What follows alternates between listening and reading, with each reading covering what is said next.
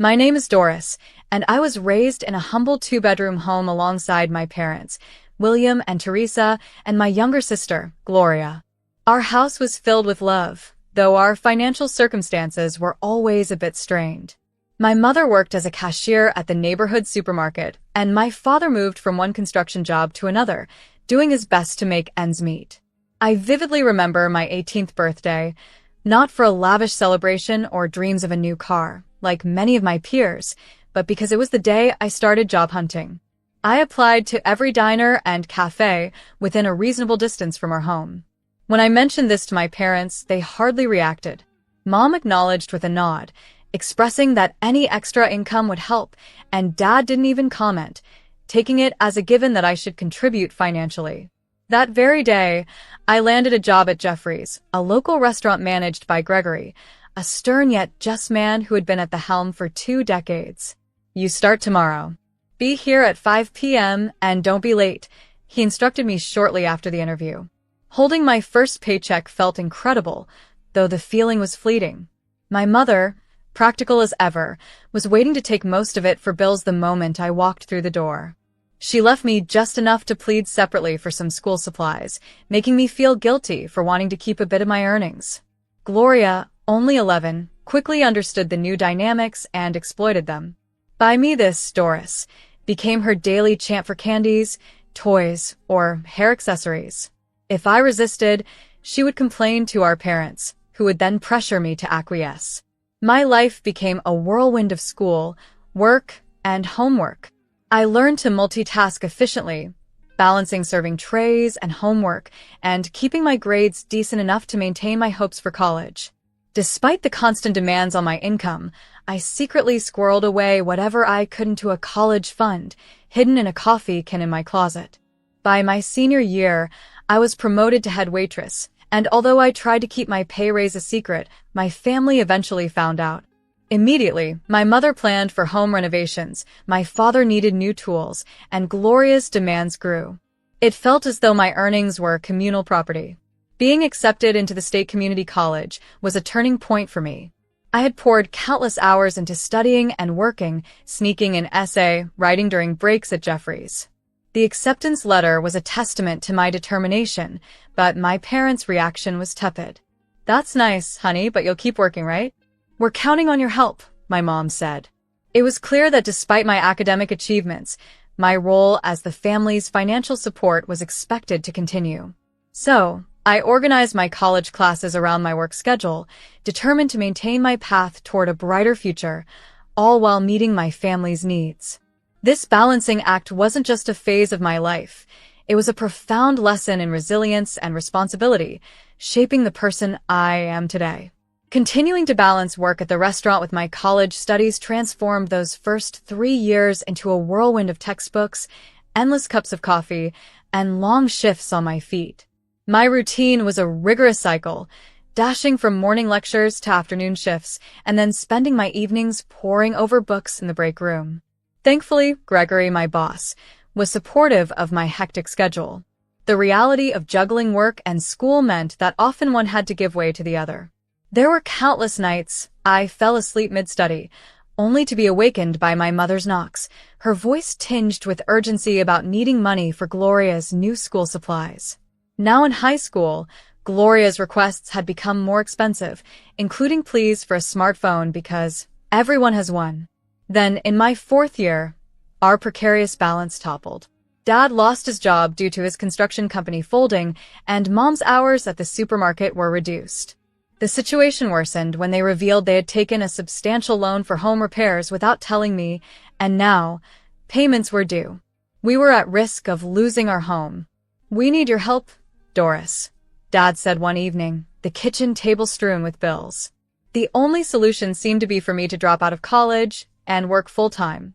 Resigned, I left college and increased my hours at Jeffrey's, taking on every available shift, including late-night dishwashing. I kept telling myself this sacrifice was temporary, that I'd return to school and complete my degree through evening classes. However, just as I was close to saving enough to consider re-enrolling, Gloria announced her college acceptance at a family dinner.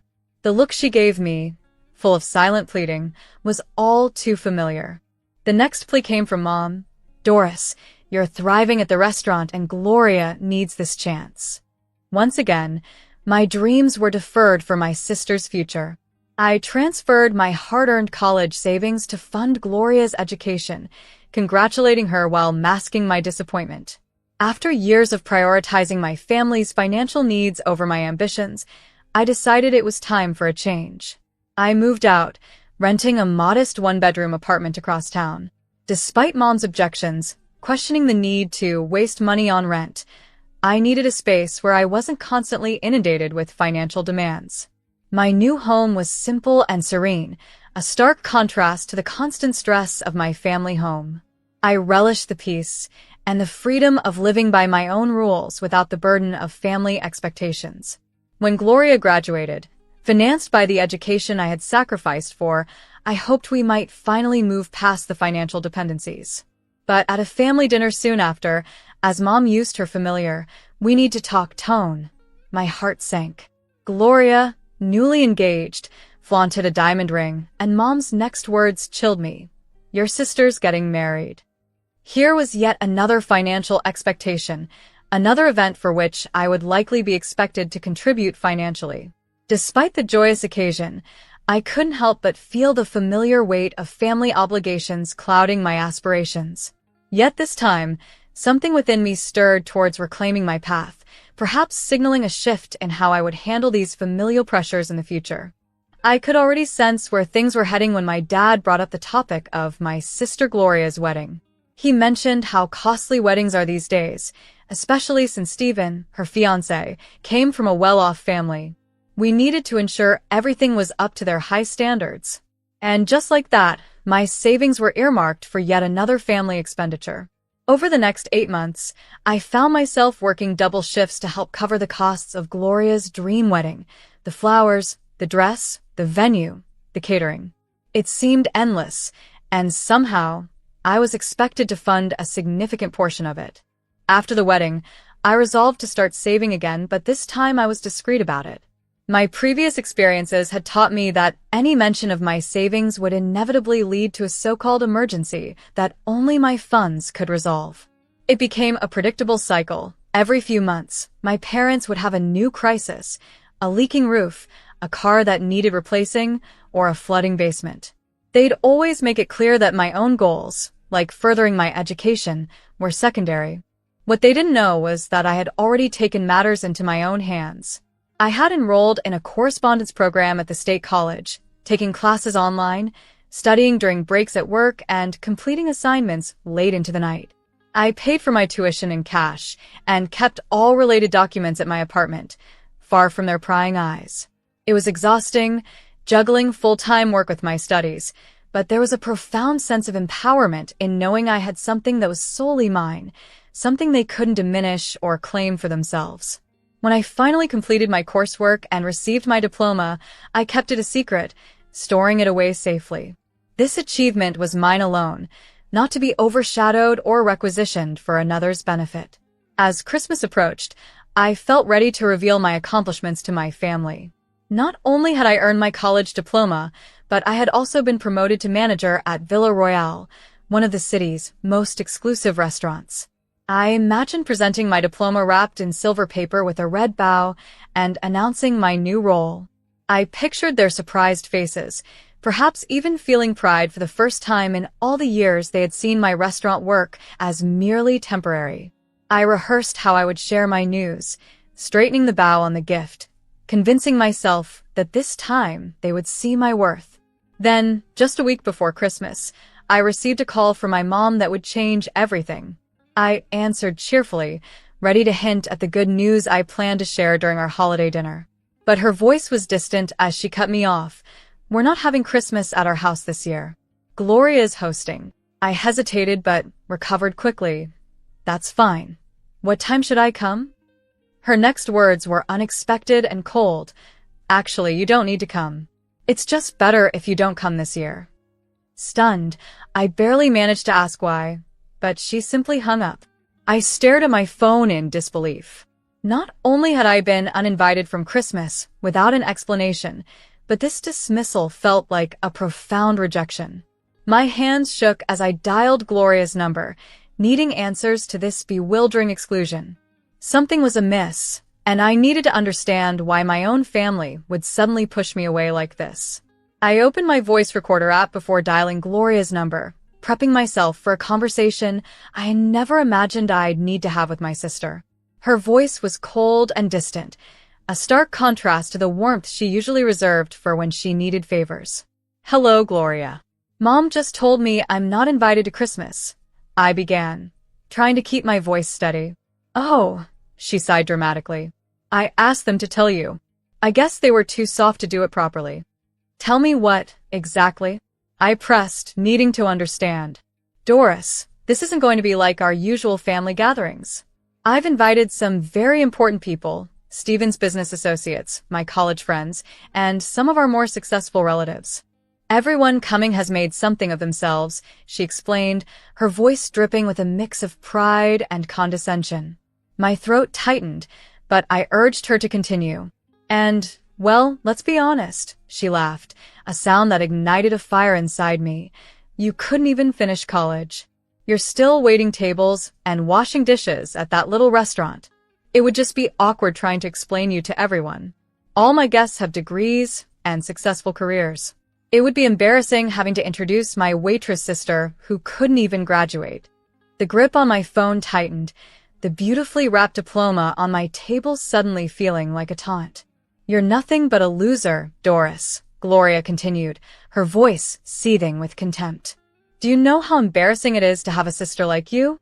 When my friends ask about my sister, I have to tell them you're a waitress. A waitress at your age." I remained silent, letting the voice recorder capture every cruel word, every laugh. The diploma on my table seemed to pulse with each insult, but I needed to let her reveal her true self. "I talked to Mom and Dad about the guest list," she boasted, clearly enjoying herself. "We've only invited the relatives worth knowing. You know, Aunt Sophia with her real estate empire, Uncle Peter, who owns that tech company, the ones who actually made something of themselves." "And the rest of the family?" I asked, my voice surprisingly calm. "Those losers? Please, they're just like you. Worthless nobodies who never amounted to anything. We don't need people like that at my party. It would bring down the whole atmosphere." The more she spoke, the more my initial hurt transformed into a steely resolve. This was the sister I had sacrificed everything for, my education, my savings, and my dreams. And now she dared to deem me worthless. "Although," she added with feigned thoughtfulness, "I suppose I could invite you in one capacity. We do need someone to serve drinks, after all. That's what you're good at, right? Know your place, Doris. Some people are meant to serve, and others are meant to be served." That was the final straw. But instead of exploding, an eerie calm settled over me. "Thanks for making everything so clear, Gloria," I said quietly and hung up. I sat in my apartment, replaying the recording. Every word, every laugh, every cruel comment was captured perfectly. I stared at my diploma, and clarity washed over me. I decided to rewrap the diploma, making sure the box looked pristine. I dressed in my best outfit, the one I reserved for management meetings at Villa Royale, no longer just a waitress, but a manager of one of the most prestigious restaurants in the city, a fact Gloria was unaware of. As I drove to Gloria's house, I couldn't help but feel a mixture of anticipation and resolve. This Christmas, I was going to reveal my true success, not as her inferior, but as her equal, if not more. As I pulled up to Gloria's house, the street was indeed lined with luxury cars.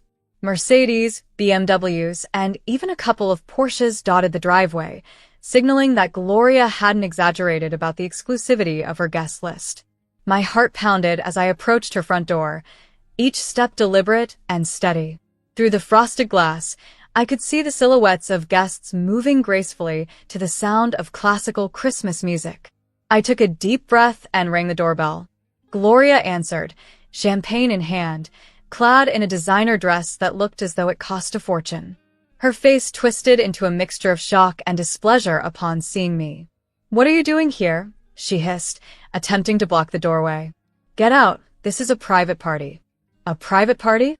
I echoed, raising my voice just enough to draw the attention of a few nearby guests. Is that any way to treat your sister on Christmas? Heads began to turn towards us. I noticed our parents across the room, their expressions frozen in shock. Gloria's husband, Stephen, looked on from near the fireplace, a look of confusion spreading across his face.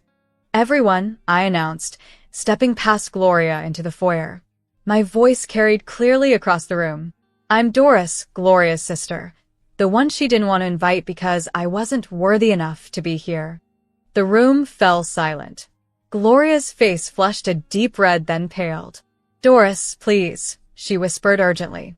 Oh, but I brought gifts, I said cheerfully, holding up a beautifully wrapped box. After all, isn't that what family does? We support each other, help each other, and yes, sacrifice for each other. I walked confidently to the center of the room, where a massive Christmas tree stood. You see, my sister was concerned that I wouldn't fit in with all you successful people.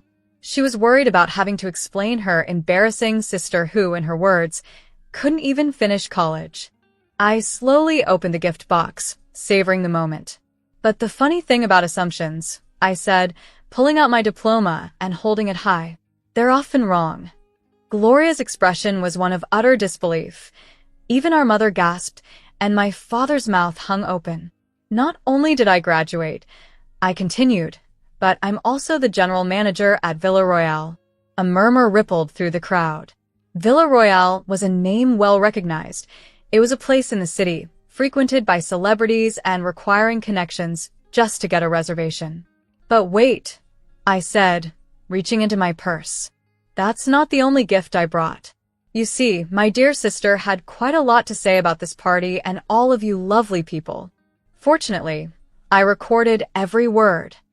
I held up my phone, my finger poised over the play button. Gloria lunged forward. Don't you dare. It was too late. Her voice filled the room, crystal clear. I've only invited people who can be useful to us. These are important connections, people who can help Stephen's career and boost our social status. The recording played on, revealing Gloria's calculated planning about the guests and table settings. The important people, the ones who can actually do something for us, they get the plates with gold patterns. I spent a fortune on those. Her recorded laugh echoed ominously. Then, about the silver pattern plates for the maybe useful guests, and finally, the plain white plates for those she deemed basically worthless. The reaction was immediate. Guests began to glance down at their plates and then at others, the atmosphere shifting palpably as Gloria's scheme was laid bare. The festive gathering was quickly unraveling, revealing the superficial and calculated nature of what had been masquerading as a warm holiday party. As I approached the house, the atmosphere was already charged. The driveway and the street were lined with luxury cars, a testament to the carefully curated guest list Gloria had put together. Stepping up to the grand entrance, my heart thumped with a mixture of dread and resolve. The door swung open to reveal Gloria, champagne in hand, draped in an opulent designer gown that likely cost more than what I spent on rent each month. Her face twisted into shock and irritation upon seeing me. "What are you doing here?" she hissed, blocking the doorway. "Get out. This is a private party." "A private party?" I responded louder, ensuring my voice carried over to the guests milling about nearby. "Is that any way to treat your sister on Christmas?" Heads turned, including our parents, who looked mortified, holding their plates, plain white ones. Confusion shifted to realization and then to anger across the faces of the guests.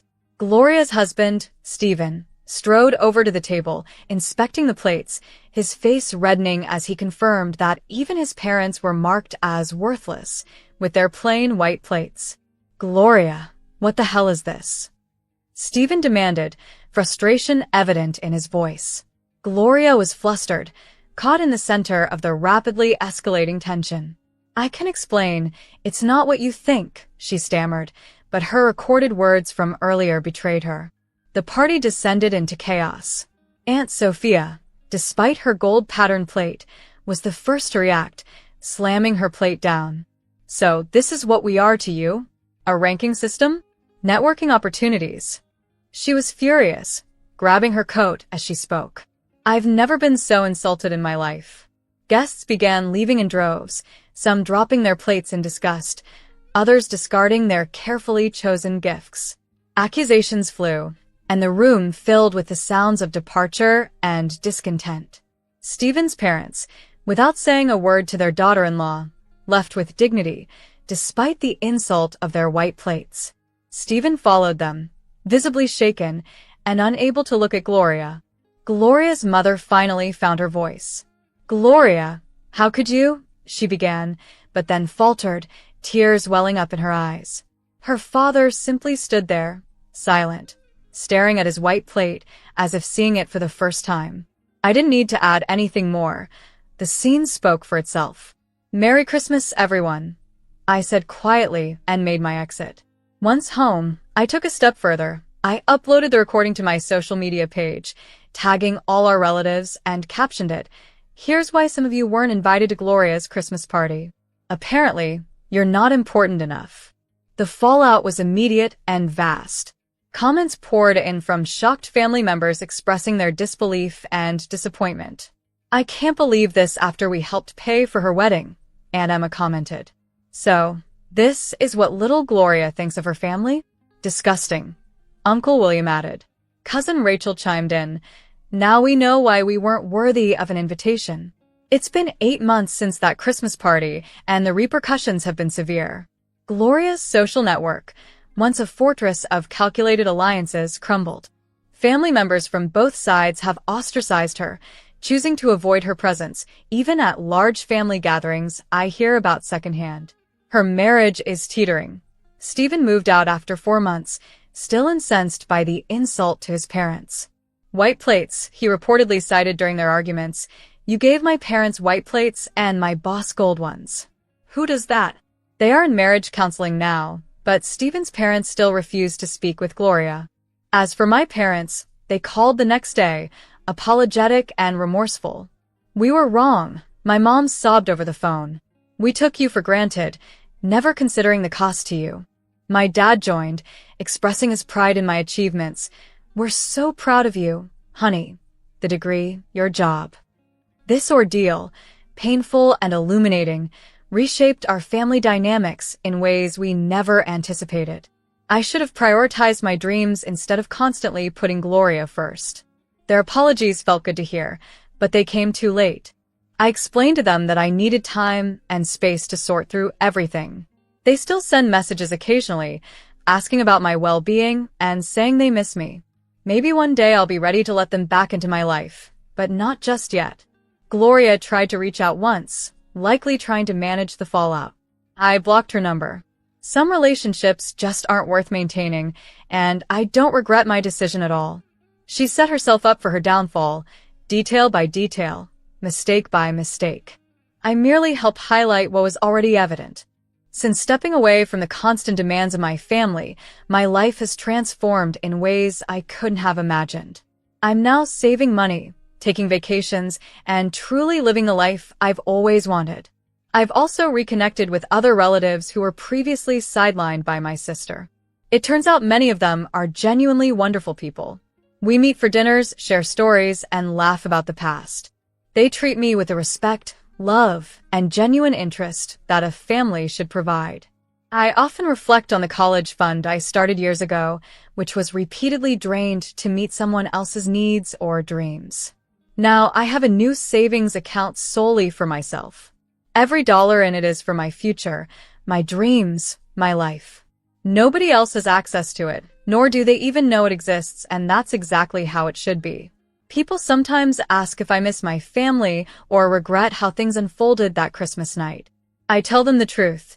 I miss the family I hoped I had, the one I sacrificed everything for, hoping they would eventually appreciate me. But that family never truly existed. It was just me, giving endlessly while they took everything until there was nothing left. Now they can't take from me anymore. I'm done being anyone's ATM or stepping stone. These days, I'm surrounded by people who appreciate me for who I am, not for what I can give them. And honestly, this is what family was always meant to feel like.